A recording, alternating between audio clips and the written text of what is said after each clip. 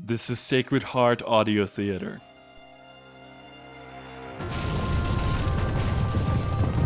In the name of the cross, I command you to halt! Valerian, do not abandon the faith, no matter what they do to you. Fear not, Cecilia. I will see you soon in heaven, if God wills it. All at once, the sick man regained his strength, recovered the use of his senses, and making the sign of the cross, cried against the demon. You were so brave. Jesus suffered more. I went to comfort him. This is Sacred Heart Audio Theater, bringing saint stories to life for the whole family. Sacred Heart Audio Theater presents Rose of Lima and the Power of Redemptive Suffering. This is part 1 of 2.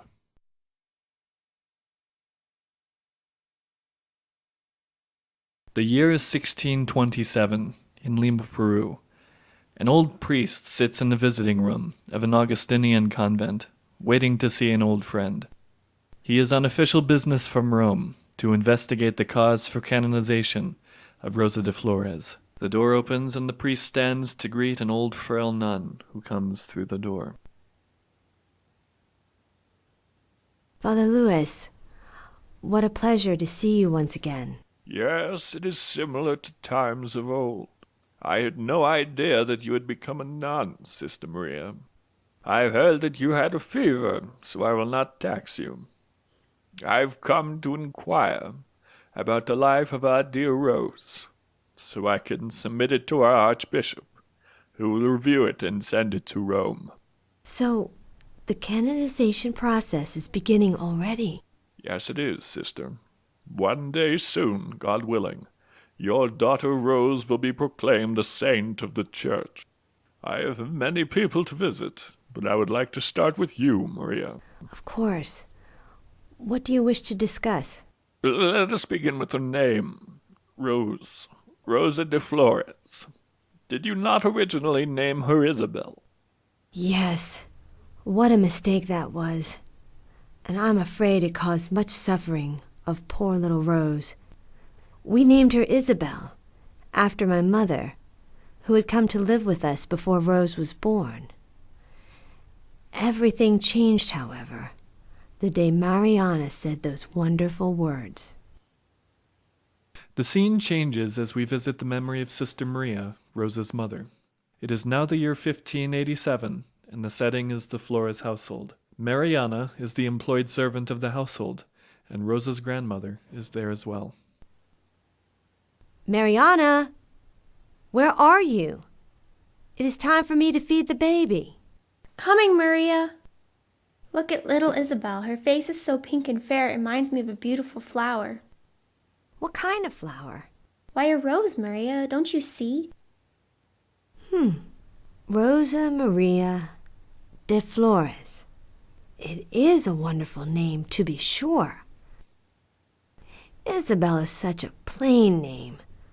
But Rose... Has anyone else noticed how wonderful the baby looks of late? Why, yes, Maria. She will be a beautiful woman, and shall bring in the biggest dowry of all your girls. Exactly my thoughts, Mother. In fact, her looks resemble that of a rose. So they do.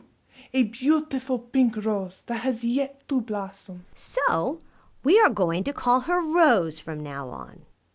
Now that is a good joke. I almost choked on my food, Maria. I'm being completely serious. If any one of you calls her Isabel from now on, you will have me to deal with. Her name is Rose, and that is final. Now, Maria, you cannot change our child's name on an impulse. It was divinely inspired. Isabel is such a terribly common name. But Rose, just think. People will remember a name like that. You named her after me, Maria. A common name indeed. You should be ashamed. Oh, be quiet, Mother. Whose child is it anyway? How dare you try to change her name, you heathen? She was baptized as Isabel, was she not?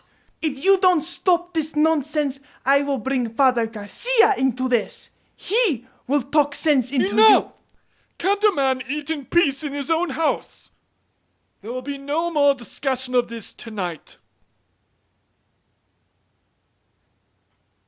And that, Father Louis, started the war over Rose's name. I would call her Rose, and my mother would call her Isabel. It was a great burden for Rose growing up, but both me and my mother were so stubborn, we didn't even think about that. That is the call to Vespers. We can talk more tomorrow, if you like. Of course, Sister Maria. Please pray for me.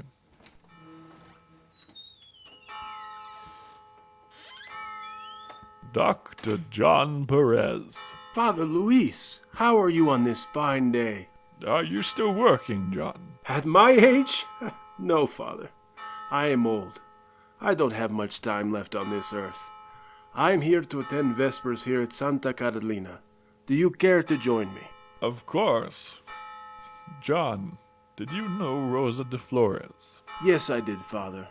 I was her doctor from the time she was 3 until the day she died.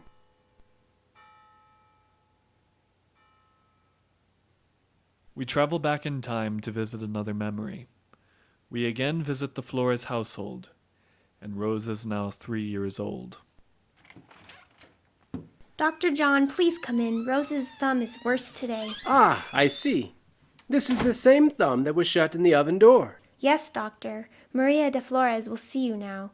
Don't make it hurt more than it has to. Rose is a fragile child, Dr. John. Fragile? Mariana, go do something useful and stop jabbering and wasting the doctor's time. I'm sorry, Doctor. Rose is in here. My nerves are on an end today. Does your finger hurt, Rose? Did you just call her Rose? Her name is Isabel. If you call her that heathen name... Be quiet, Mother, and let the doctor work in peace. I'm sorry, Doctor. It's all right. What did you say, Rose? My finger doesn't hurt as much as him. What does she mean? Why is she pointing to that statue? Oh, that is a statue of the child Jesus that Rose has become fond of. Rose refers to it as a little doctor. Oh my, this finger is very bad. I need to operate on it right now and cut out that fingernail. If I do not, she will likely lose her hand. Dr. John, will it hurt her? Yes, it is a very painful operation. I need 2 of you to restrain her while I cut the fingernail out. I have my things right here. Oh, Doctor, is there any other way? I'm afraid not, Maria. Mariana, Dr. John needs to operate on Rose's finger. We need to restrain Rose so she doesn't move around too much. All right, let's get this over with. My dear, this is going to hurt very much. Can you be brave? Yes. It's all right, Rose. Dr. John is going to make you better. All right, is everyone ready?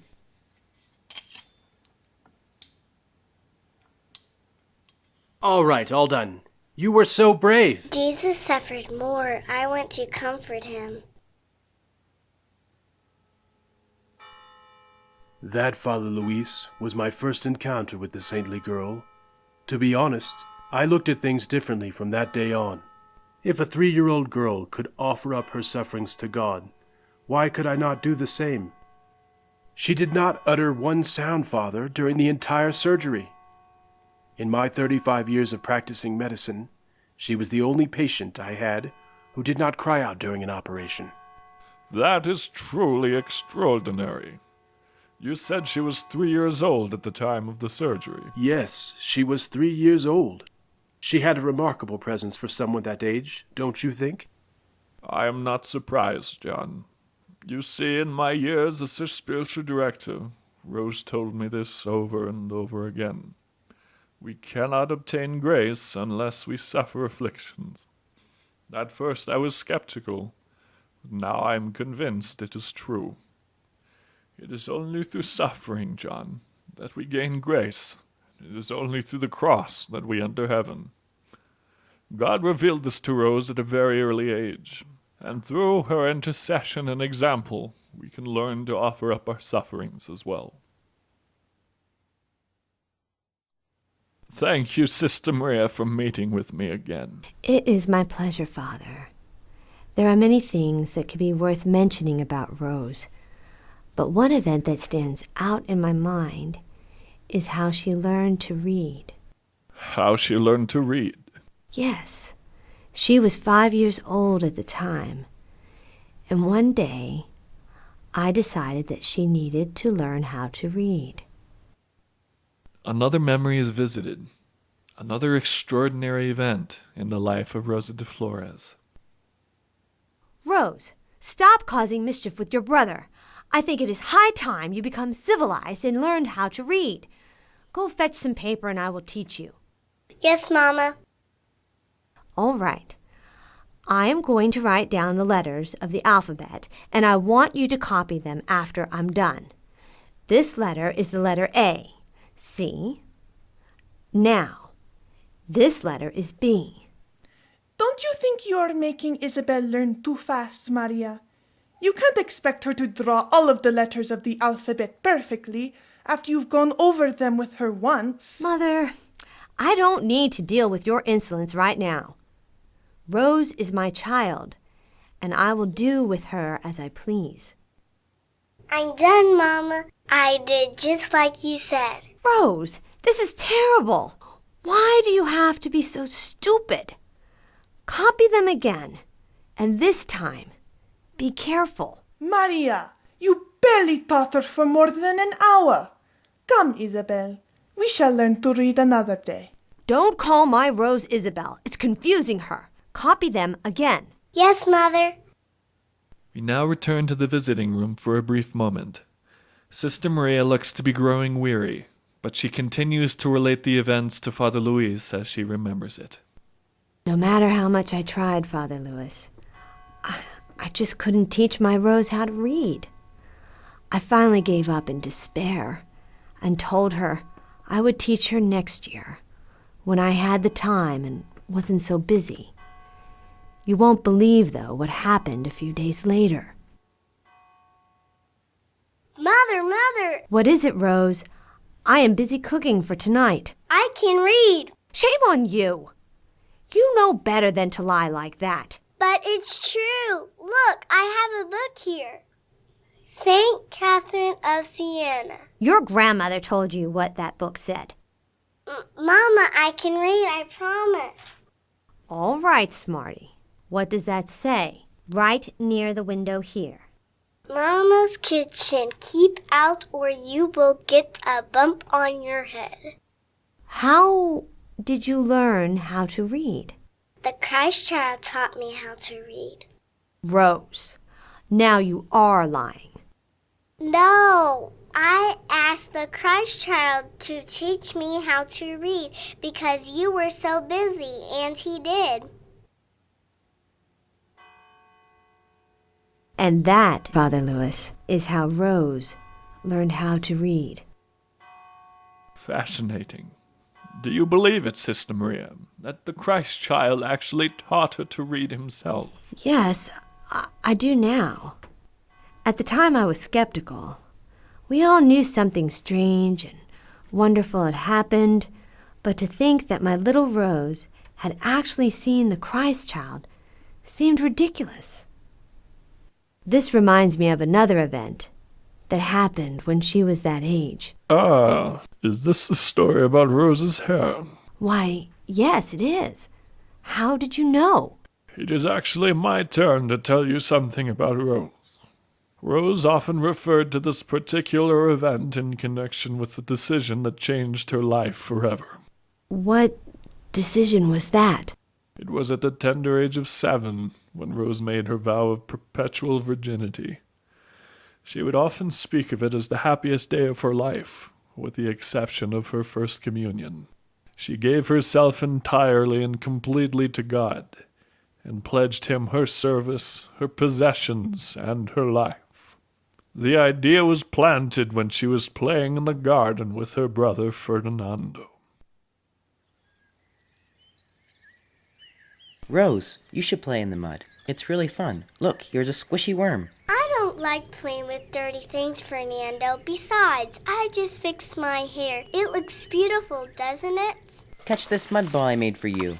Ugh! Fernando, look at my hair. You got mud all over it. I don't want to play with you anymore, and I'm going to tell Mother. Rose, you shouldn't be so angry at me for dirtying your hair. Well, why not? The curled ringlets of girls are hellish cords which enchain the hearts of men and miserably drag them into everlasting flames. Oh my goodness, Fernando. How could I be so senseless? Rose, where are you going?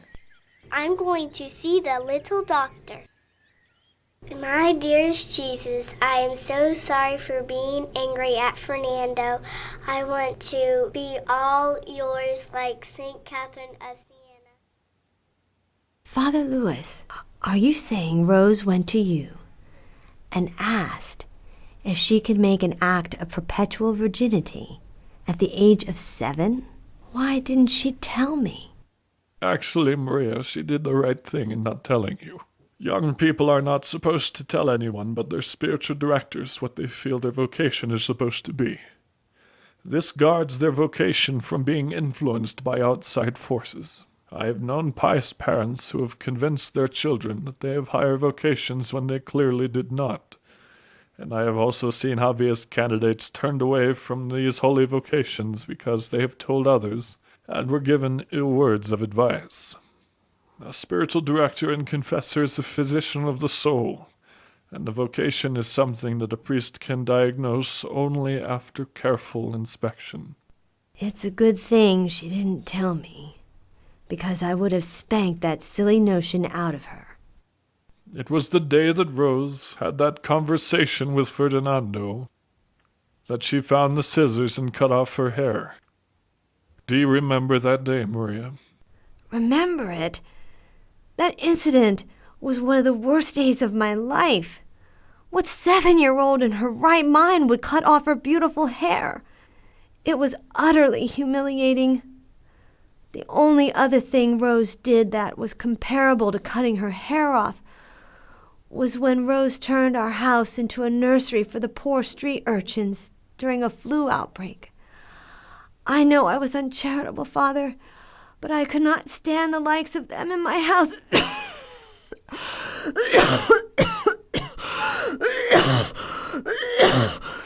Father, I'm not feeling very well. Can we postpone the rest of this interview for another time? Of course, sister, I am so sorry that we went longer than I said we would. I will give you my blessing before we go. Benedicat omnipotens Deus, Patris et Filii et Spiritus Sancti, descendet super te et maniat semper. Amen. Alfonso, do you remember me? Father Luis, my goodness, what a pleasant surprise. How are things in Europe? And what brings you back to Lima? Affairs in Europe are very bad as of late. Heresies are rampant. Catholics are being persecuted openly in parts of Germany, Italy, and all of England. I am here to inquire about Rosa's canonization. Could I speak to you about her? Yes, Father. It is always joyful to remember Rose. Would you like to come in? Do you mind if we take a walk? I have been interviewing Sister Maria de Flores all morning. Of course, Father. I don't think I have to start dinner for another hour, so we have plenty of time to talk. Very good. I know that you were very close friends with Rose as a child. Are there any instances or conversations with Rose that stand out to you? Yes, I was one of her only close companions. We prayed more than we talked, but one instance that stands out was when Rose was about 12 years old. I knew she was holy, but this was one of the rare instances where Rose actually gave me a glimpse of her disposition toward God. And Father Luis, I will never forget how beautiful it was. We find ourselves in a garden in the backyard of the Flores household. 2 girls are sitting together and talking. Both are about 12 years old. Rose, did you plant these flowers? They are beautiful. I especially like the roses. Of course, Alfonso. I love tending my flowers, especially the roses. Mother will be teaching me how to embroider soon, so I'm taking good care of these flowers 'cause they might be my last. I don't think there are better flowers in all of Lima than the ones you grow here, Rose. Were you up late last night? Why, yes, I was. What makes you ask that question? I heard Mariana talking to my mother, and she said that she passed your room in the middle of the night and saw you were awake. What were you doing? Why, I was praying. I was talking to Jesus. In the middle of the night? Can't you pray during the day? Of course I can pray during the day. But our lives are so short, and Jesus is waiting for us to talk to him. Alfonso, can I tell you a secret? You can't tell anyone about it unless I'm dead. Do you promise? Of course, Rose. I can keep a secret. I had a vision of Jesus last night. Our Lord and Savior lifted up his voice and said to me, "Let all men know that the grace comes after tribulation. Let them know that without the burden of afflictions, it is impossible to reach the height of grace. Let them know that the gifts of grace increase as the struggles increase. Let men take care not to stray and be deceived. This is the only true stairway to paradise, and without the cross, they can find no road to climb to heaven." When I heard these words, a strong force came upon me, and it pressed me so that my breath came slow. I felt as if my soul could no longer be kept in the prison of the body, but that it had burst its chains and was free and alone, and was going very swiftly through the whole world, saying, "If only mortals would learn how great it is to possess divine grace, how beautiful, how noble, how precious, how many riches it hides within itself, how many joys and delights. Without doubt, they would devote all their care and concern to winning for themselves pains and afflictions. All men throughout the world would seek trouble, infirmities, and torments, instead of good fortune, in order to attain unfathomable treasure of grace. This is the reward and final gain of patience. No one would complain about his crosses if he would come to know the scales on which they are weighed when they are distributed to men." You talk to Jesus? Rose, that is wonderful. Did he tell you anything else? Yes, wonderful things, but I can't tell you about them yet. Alfonso, St. Catherine of Siena made many sacrifices and offered her whole life as an offering to God in reparation for sinners. I want to be like her. But Rose, sacrifices are hard.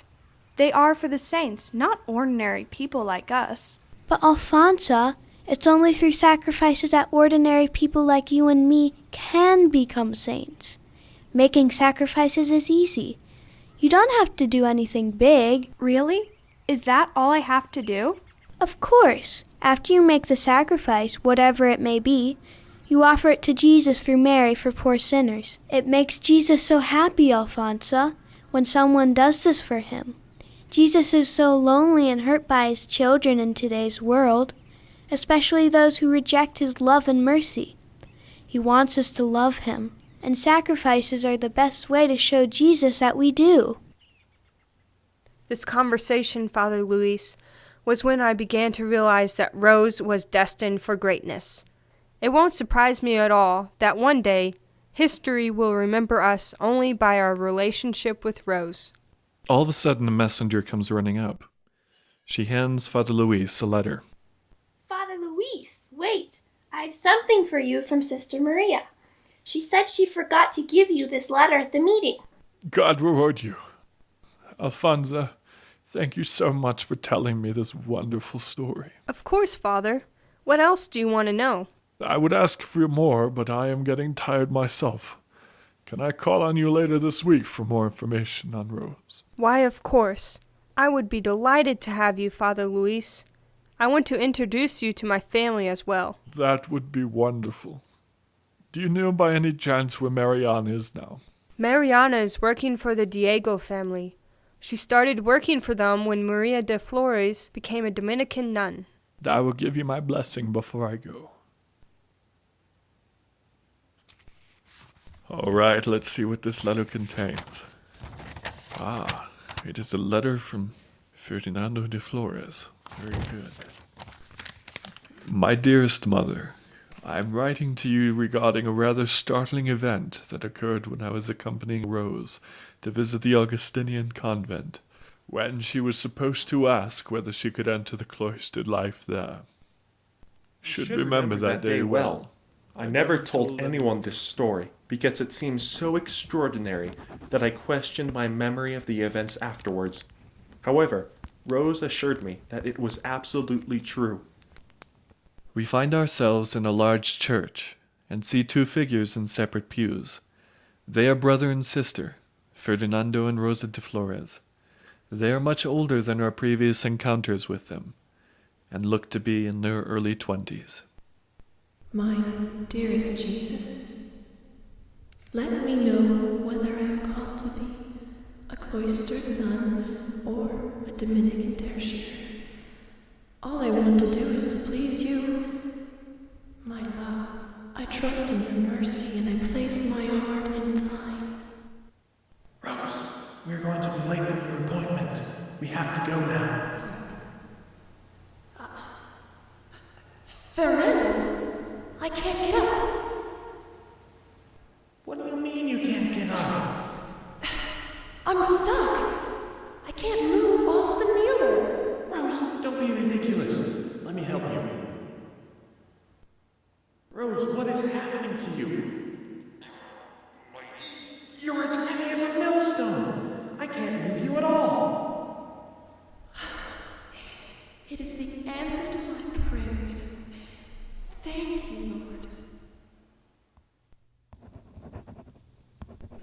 Rose remained fastened to her kneeler, unable to move, until she made up her mind that she was to become a Dominican tertiary. Only then was she able to rise. I was awed and humbled to call Rose my sister, and knew that God had something special planned for her. From that day forward, Rose never wavered in her vocation to become a Dominican tertiary, also called the Third Order of Saint Dominic. I, your humble son, Ferdinando, was graced to witness the event. I remain yours, dearest mother, through the Immaculate Heart of Mary, Ferdinando de Flores. Thank you for listening to Sacred Heart Audio Theater. This concludes part 1 of 2.